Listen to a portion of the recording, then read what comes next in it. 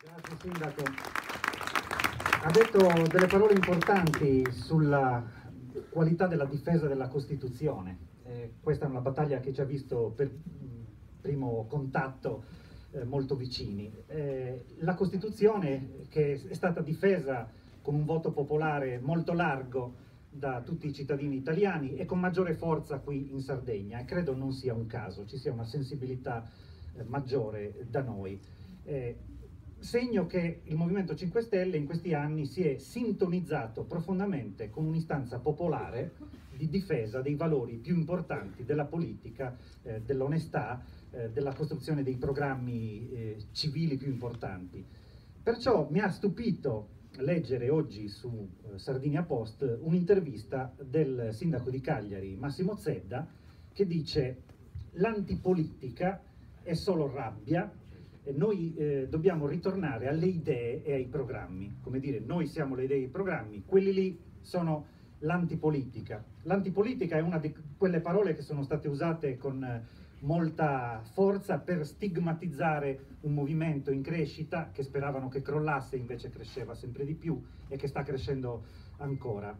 Non si rassegnano all'idea che l'antipolitica sono loro.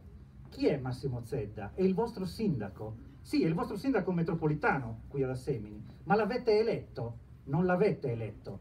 È stato eletto da un organismo di secondo grado ed è il segno in questi anni di una progressiva eliminazione di tutte le forme di partecipazione democratica dei cittadini.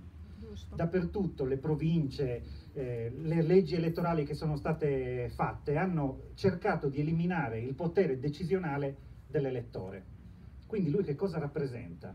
E fa una rivendicazione della città metropolitana. Ma chi ha discusso i programmi di questa città metropolitana? Li avete discussi forse voi?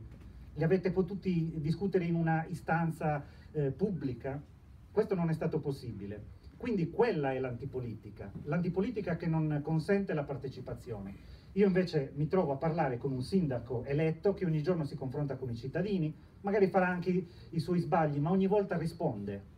E risponde direttamente delle sue azioni, dei suoi impegni. Quindi non è credibile Massimo Zedda, anche perché appoggia una coalizione retta da un personaggio che aveva detto che voleva fare la rottamazione della vecchia politica e ha preso un bel po' di voti. Alle europee gli era andata bene, aveva preso il 40%, ma oggi scenderà molto di più, dimezzerà i suoi voti, perché non è credibile uno che vuole rottamare ma poi si carica i De Luca con i suoi figli anche, cioè personaggi che sono inquisiti per bancarotta, oppure che vuole fare una lezione sull'antipolitica e sulla rottamazione in un posto in cui c'è il candidato Luciano Uras, che è un personaggio inquisito per delle malversazioni, come si chiama il reato? Peculato aggravato. E sono tanti quelli che si presentano così. Penso a Cappellacci con il suo carico di condanne. Quindi è una stagione incredibile questa, in cui personaggi con questa faccia osano parlare di rimborsopoli e creano addirittura questa parola sforzatissima. Ci hanno fatto un favore perché hanno permesso di dimostrare che invece l'impegno etico della gran parte dei deputati dei 5 Stelle è stata coerente con un grande progetto politico che si sta rafforzando.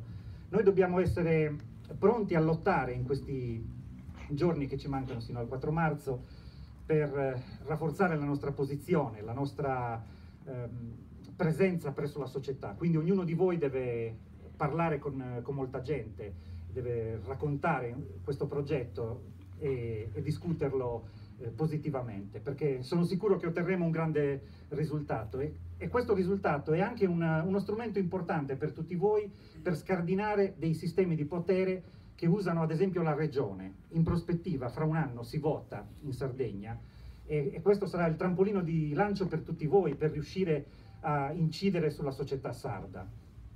Una delle rivendicazioni di questa intervista, non gli voglio dare più spazio, ma alla fine mi ha offerto degli spunti interessanti.